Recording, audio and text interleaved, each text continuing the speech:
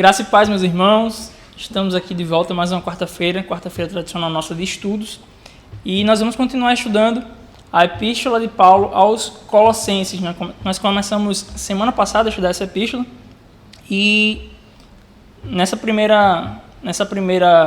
contato que nós tivemos semana passada, nós gastamos um pouco mais de tempo com a contextualização para que a gente possa entender realmente o contexto histórico, os porquês da escrita dessa carta, qual era o objetivo de Paulo em escrevê-la. Então, de forma que nós não vamos ficar nos repetindo a cada encontro, mas vale uma recapitulação rápida aqui para que a gente não fique perdido a cada vídeo. Muito bem, os cristãos de Colossos, eles estavam sendo pastoreados por Epáfras. Na verdade, Paulo não os pastoreava. E Epáfras visita Paulo na prisão. Quando ele escreve essa carta, ele está preso. E fala a respeito do que estava acontecendo lá em Colossos e dessa heresia que tendia a afetar a vida dos irmãos lá em Colossos. Então, Paulo escreve combatendo esses falsos ensinos que poderiam vir a influenciá-los ao longo da carta.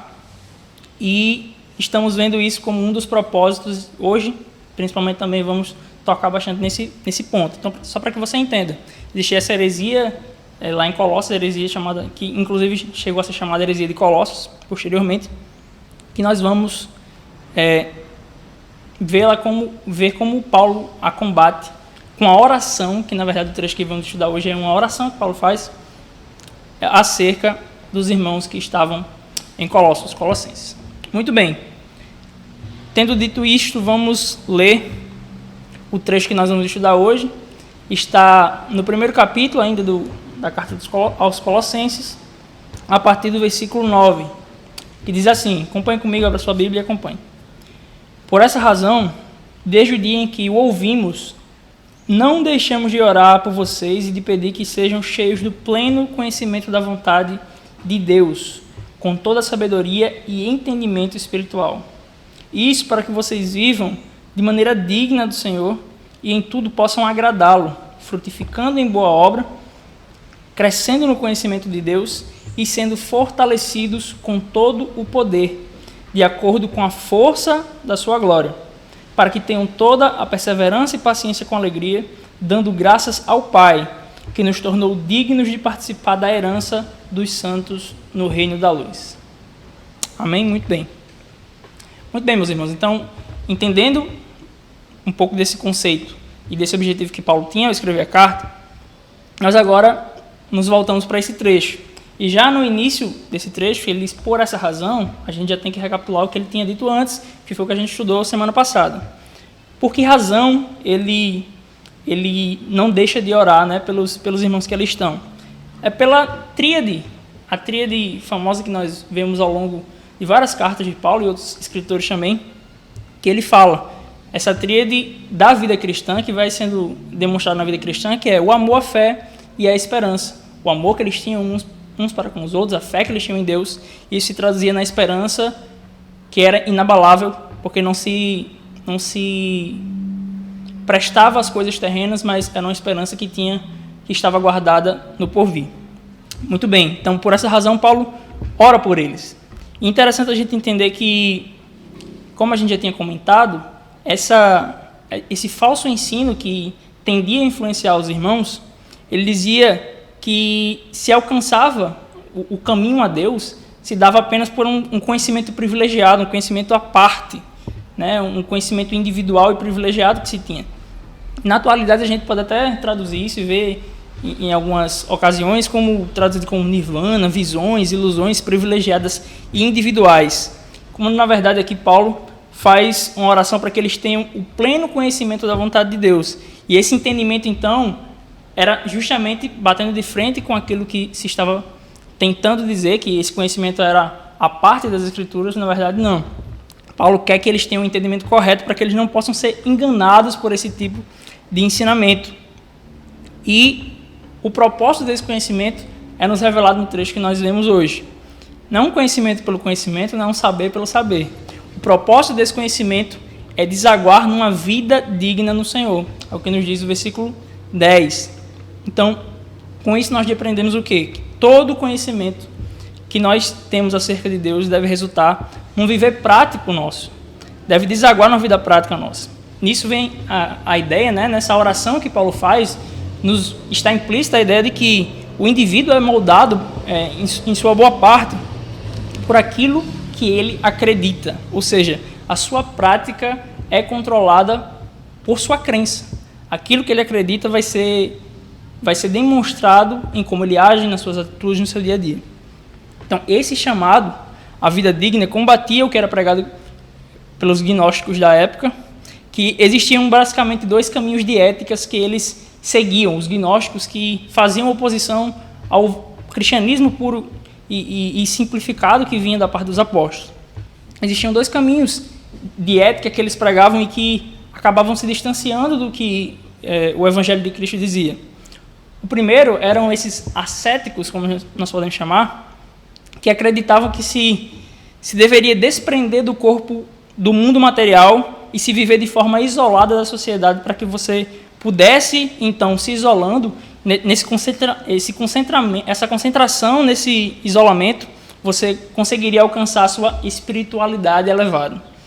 Então, o caminho a Deus, segundo os ascéticos, esse estilo de gnósticos, necessariamente deveria passar por um controle severo do corpo e do espírito, diante de regras de meditação e desprendimento do corpo. E para isso, era exigido, então, que se abandonasse as atividades sociais. Parecido com, ao longo do tempo, a gente foi vendo situações parecidas, como os monges, né? Essa questão mais voltada para a meditação, o isolamento, para se alcançar essa espiritualidade, advém disso. Mas, na verdade, quando observamos a palavra do Senhor, vemos justamente recomendações no sentido contrário. Porque nós não somos chamados a nos isolarmos das nossas atividades sociais, mas, pelo contrário, nós somos chamados a justamente nessas atividades, nessas práticas, testemunhar do Evangelho. Quer seja no trabalho, quer seja em vínculos sociais de amizade, quer seja em estudo, na escola, faculdade, enfim. Justamente nesses ambientes que muitas vezes são hostis à palavra de Cristo, é que nós somos testados e temos a oportunidade de testemunhar e perseverar. Olha o que Apocalipse 2, Jesus, falando a uma das igrejas, a igreja de Éfeso, diz: conheço as tuas obras, o seu trabalho árduo e a sua perseverança nisso. Então, o trabalho é conhecido aqui como algo positivo, um elogio que Cristo faz. Em 2 Tessalonicenses 3,11 também Paulo fala: pois ouvimos que alguns de vocês estão ociosos, não trabalham, mas andam se intrometendo na vida alheia. A tais pessoas ordenamos e exortamos no Senhor Jesus Cristo que trabalhem tranquilamente como do seu próprio pão. Ou seja, nós não somos chamados a nos retirar do nosso âmbito social, do nosso trabalho, e vivermos numa vida de meditação, a alcançarmos a Deus através de esforço próprio. Não é assim que a palavra nos aconselha, pelo contrário, somos chamados a fazermos a diferença justamente no meio social em que vivemos como testemunhas de Cristo. Muito bem, essa era uma das ideias, um dos caminhos de ética que os gnósticos, por rejeitarem a matéria, acabavam indo. E o outro caminho era o seguinte: eles diziam que, como a matéria, tudo que era material, era visto como ruim, como mal, eles diziam que o corpo, então, era algo que era desprezado por Deus. Era algo como que Deus não faria caso disso. O que importa para Deus, na verdade, é o espírito, a alma, era isso que eles diziam. A versão moderna dessa afirmação a gente pode já ter ouvido, né, que é o seguinte: não, o que importa para Deus é que está aqui dentro, o que importa para Deus é o seu interior. Com certeza você já ouviu isso. Quando, na verdade, o que nos é requerido é uma entrega total, não uma entrega parcial. É uma entrega de corpo e alma a Cristo.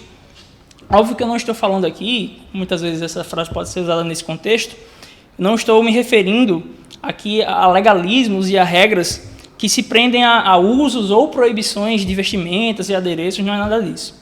Esse não é o caso. Essas coisas que eu acabo de citar, assim como todo o resto da vida cristã, ela deve ser medido pelo bom senso que um cristão tem quando ele utiliza os limites e os parâmetros de sensualidade que a palavra de Deus nos apresenta como condenável. Então, os limites são estabelecidos a partir disso. A questão aqui, na verdade, é que, ao argumentarem que Deus não se preocupava com o corpo, né, que a matéria era má, então não era uma coisa que eles também deveriam se preocupar, e eles acabavam cedendo aos seus desejos do corpo, aos desejos, prazeres carnais, como nós costumamos dizer.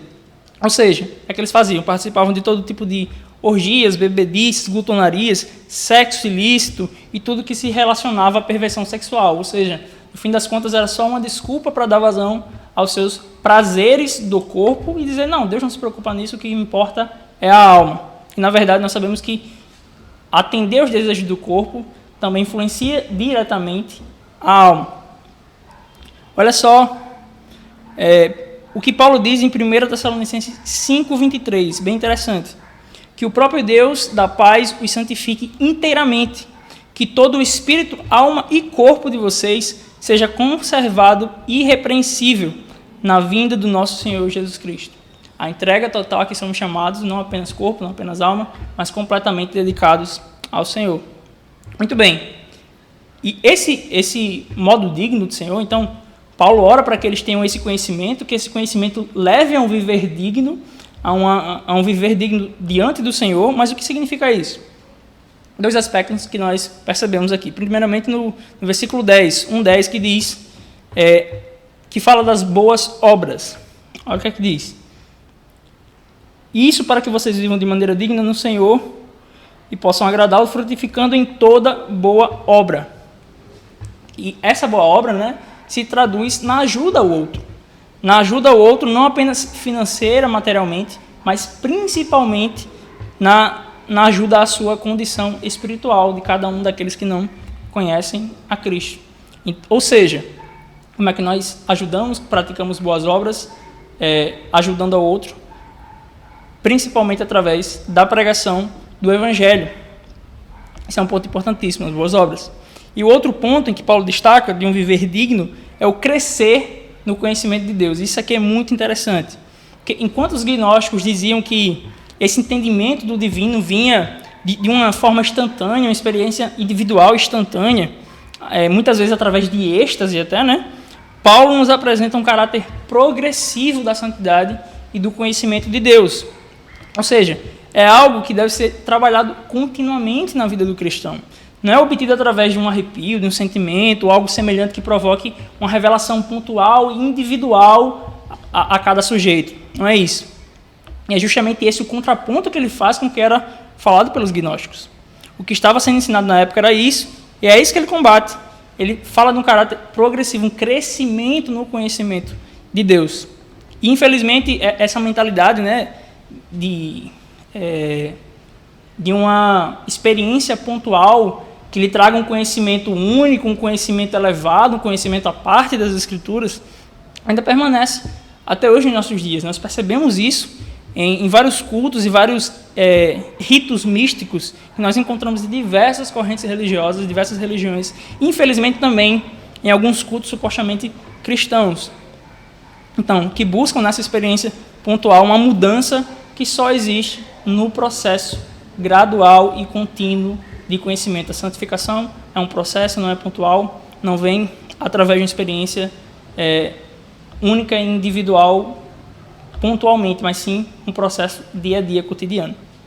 Muito bem, esse caráter de perseverança que traz, né, e de conhecimento que vai crescendo a partir da leitura bíblica, a partir do relacionamento com os irmãos, é o que inclusive ele fala no versículo 11, quando ele diz com toda perseverança e paciência, que é justamente para onde nós estamos nos caminhando agora. Então, ao falar, recapitulando, né, Paulo ora para que eles tenham conhecimento, para que esse conhecimento desague num viver digno diante do Senhor. Esse viver digno se traduz em boas obras e na santificação que é crescente, no conhecimento de Deus que é crescente, que é progressivo ao longo de sua vida. Então, por fim, Paulo ora aos cristãos de Colossos, e nós pedimos a Deus que se aplique também a nós, para que eles sejam fortalecidos, ou seja, para que os irmãos tivessem um fortalecimento no Senhor. Mas interessante, não de acordo com as suas próprias forças, mas pela força da sua glória, é a expressão que ele usa. Não pelos seus próprios méritos, mas pela força da glória daquele que o chamou. Não é, ou seja, o que é que Paulo está querendo dizer naquele contexto em que eles ouviam que a meditação, que o isolamento, que o conhecimento à parte era o caminho para Deus. Não é pela sua meditação, não é pelo seu esforço que o caminho até a Deus é estabelecido, mas pela força e intervenção dele próprio naquele que era o seu inevitável trajeto de perdição. Ele quem intervém nisso. Então o versículo 12 nos diz claramente, esclarece para a gente qual é essa real relação que há entre a nossa redenção e o nosso estado anterior de distanciamento de Deus. E essa é uma relação de gratidão. Olha o que ele diz, dando graças ao Pai, que nos tornou dignos da herança dos santos no reino da luz. Ou seja, a dignidade que nos foi imposta foi dada por Ele. O que nos faz dignos da herança, ou seja, herdeiros do seu reino, foi dado por Ele. Aquilo que nos faz herdeiros foi dado por Ele. E a gratidão por esse favor, que vem apesar do nosso demérito, nos faz viver de forma a agradá-lo, como diz o verso 10. Amém? Espero que tenha ficado claro, que essa passagem tenha ficado claro, o passo a passo que nós passamos aqui de forma bem rápida, mas tratando de alguns pontos que nos são pertinentes hoje. Então peço que você, nesse momento, curva sua cabeça, chegamos ao final de mais um estudo, vamos orar ao Senhor agradecendo por mais esse estudo. Pai Santo, Eterno Deus, muito obrigado, Senhor, por mais esses momentos aqui que passamos ouvindo a Tua Palavra, aprendendo mais de Ti, nos aprofundando na Tua Palavra, para que nós possamos colocar em prática tudo aquilo que ouvimos, assim como a Tua Palavra recomendada aos Colossenses foi e nos diz que o viver santo vem, Senhor, do conhecimento de Ti, e que esse conhecimento, esse viver digno diante de Ti, se traduz nas nossas boas obras, se traduz no nosso crescente conhecimento da Tua Palavra, na nossa comunhão com nossos irmãos. Nós pedimos que nós possamos permanecer nisso, para que nós possamos não apenas falar, meu Deus, mas que nós possamos transbordar de Ti no nosso dia a dia. Em nome do Teu Filho amado eu te agradeço. Amém. Muito bem, meus irmãos. Até a próxima quarta-feira. Fique com Deus. E Deus abençoe você e sua família. Amém.